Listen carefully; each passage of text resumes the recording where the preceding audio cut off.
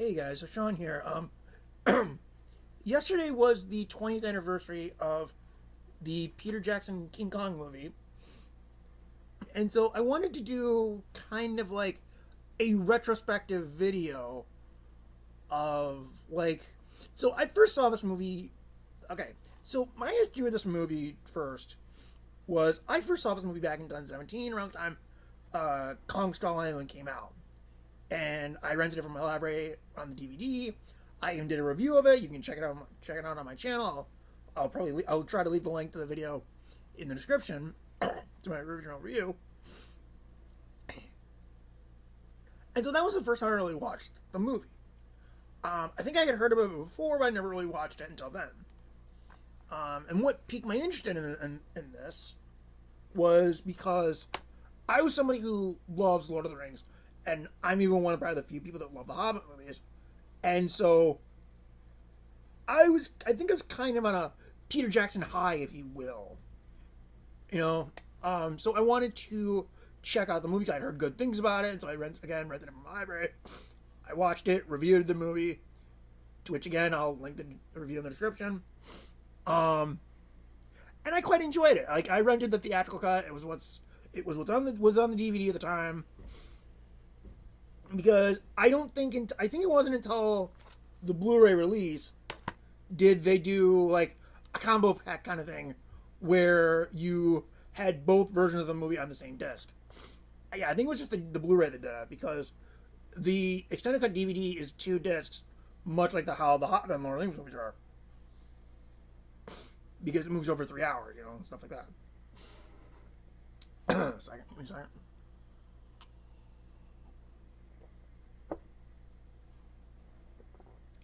Drinking some coffee here. Good cup of Joe. Decaf, sadly, because I have heart issues, I guess. So I gotta lay off. So I gotta cut down on my caffeine intake, I guess. I can still have caffeine, but I gotta like moderate it. So yeah, like I can have caffeine once in a while, just not overdo it, I guess. But anyway, back to King Kong. So as I said, I watched the movie first in 2017 on the DVD that I have from the library. I enjoyed it. I did the review. Again, I'll post the link in the description. So now we're like what? 8 years later, past that review, and so I, a few weeks ago, bought the Blu-ray. I had the digital copy of the theatrical cut on my Vudu or Fandango at home, I think it's now called. But I got the digital copy from that. I think it was in that DVD that I got from the library. Because sometimes when I got movies from the library, they still have the digital code booklet thingy in there, and I took the codes from there. And I think King Kong was one of them. But I hadn't really seen the extended cut until this Blu-ray, I think. Or no, I think it was actually when I saw this fan edit I found on Internet Archive it was called King Kong Ultimate Edition, I'm assuming named after the Blu-ray, which was the extended edition with the unused deleted scenes spliced back in. So I think that was really the first time I watched the extended cut with the extra deleted scenes, and that's one of the reasons why I wanted the Blu-ray. But so this kind of video is my updated thoughts, if you will, on the movie. Like, do I think the movie has my opinion changed in the movie? Like, how do I feel differently about it? Etc. Etc.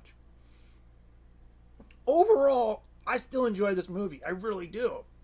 My opinion does change slightly, but that's only because watching the movie in HD on Blu-ray, you do notice a couple things here and there. For example, while the CGI overall is still masterful, there are some times where the green screen does feel kind of obvious, which is mainly any time, and I think other people have said this, is that any time when you have, like, say you're watching a scene with Kong in it, right? Hang on, my ear wraps. All right.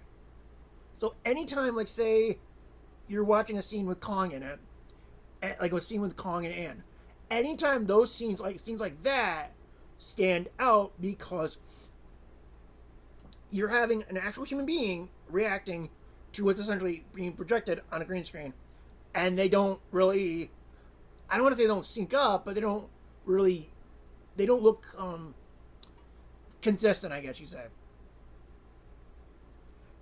And there's even one scene where they're doing the dinosaur stampede, and you have the the crew of the Venture or whatever trying to outrun the dinosaurs, and that even looks obvious. Like for example, it is painfully obvious where you see that the actors are on essentially a treadmill or something, running against a green screen. So it's just like little stuff like that that kind of take you out of the movie. You know? So it's like just little stuff like that that kind of take you out of it. But overall, I still love this movie. I'm glad I own this Blu-ray. You know? Like I think the picture quality on the Blu-ray is it's really good. This I've read that the Blu-ray disc is basically just the same as the original Blu-ray from 2009. Like it's the same movie disc. They just keep repackaging it, I guess.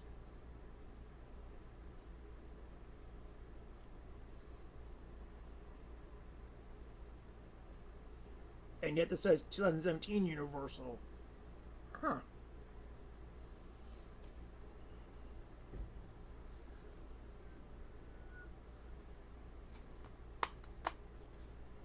I don't know.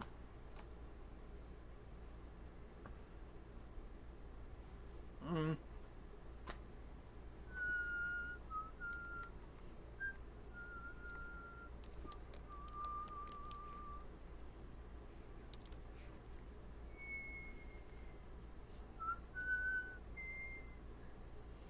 I'm sorry, guys. It's like there are things I would like to see. Like I'll say this though, and I know it's been said billions of times, like billions. The fact that Andy Serkis has not gotten nominated for an Oscar is fucking criminal. Like, there's a reason why Serkis has been called the man of many faces or man of many digital faces or something like that. Because, look, he has played Gollum at least 4 times, I believe. Because you got the Lord of the Rings movies and then the first Hobbit. So he's played the role at least 4 times. Because even though Gollum is barely even in Fellowship, I think Serkis is still credited for the movie. You know? So you have Gollum played 4 times. He plays Kong in this. He played Caesar 3 times in the Planet of the Apes trilogy. And then you have him playing Snoke in the Star Wars sequels. Let's be honest, that was a waste though. Like that was a waste of a character. Because they killed him off in the second movie, even though that's pretty sure that was not the intent was supposed to happen. Because then they just brought Palpatine back in the next one. But that's fucking Star Wars. I can rant about that all day. My point is, it is so fucking criminal that Andy Serkis has not been given an Oscar yet. I read the only reason, though, was apparently because the Academy does not register. It basically views motion capture as technology, not an actor's performance, which is so criminal.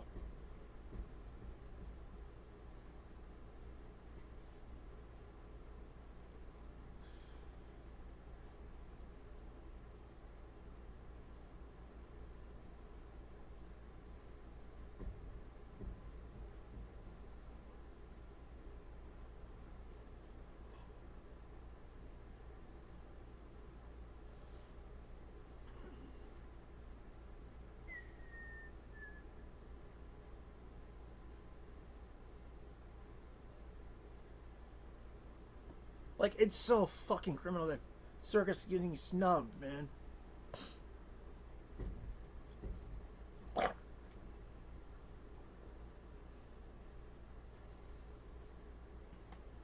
So yeah, it's like so fucking criminal.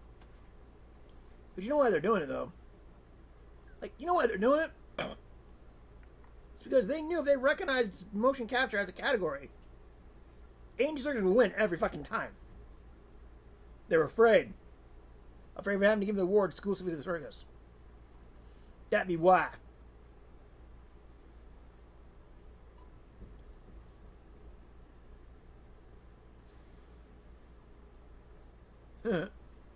So here's a fun bit of trivia for you guys. So apparently, as a personal favor for Peter Jackson, Bryan Singer, who was in Australia at the time working on Superman Returns, actually came by to refilm, to actually direct. I think that was the Kong vs. V-Rex scene, because Jackson was just so exhausted and worn out that he had Singer do it for him, and that was really cool. And Singer even gets a personal credit thing, a special thanks credit in this movie. That was really cool. You know?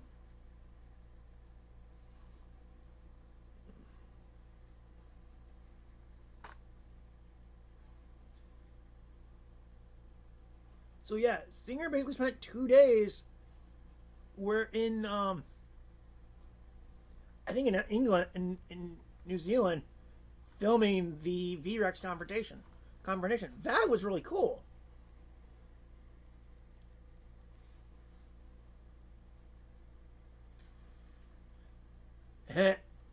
Apparently, Kong's roar in the movie is basically lines were played backwards at half speed. Clever.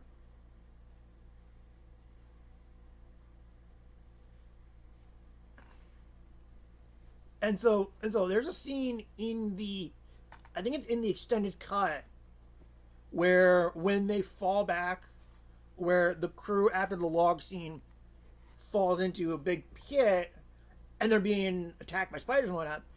That's a scene that was supposed to be in the original 1933 movie, but they cut it for, I think, budgetary reasons. I think, and Jackson being a fan of King Kong, wanted to include it in his version of the movie. That was really cool, because I think I read they actually just, I don't know if they ever shot the scene and they just cut it for pacing, for budgetary reasons, or if they just never shot it and destroyed it, or what, I don't know. But it's not in the 33 movie, and Jackson wanted to use it in his.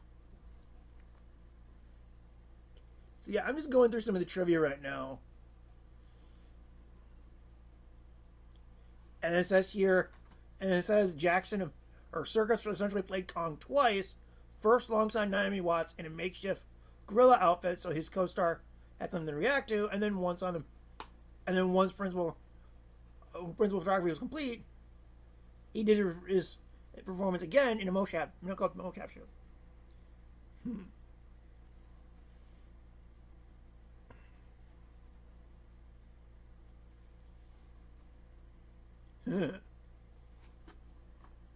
And apparently Serkis was adamant that Kong should not be a carnivore, since most gorillas in real life are herbivores. That's a really cool tidbit. But yeah, I could keep going with this movie. Like, I could keep going on talking about this. Like, okay, the picture is great, the sound is great, especially when Kong roars. It basically just, I don't want to say freaks you out, but if you had a big surround system, it would knock you out of your seat. Basically, how good it is, I think. But yeah, like I said, 8 years later, I still enjoy this movie, to be honest. Anyway,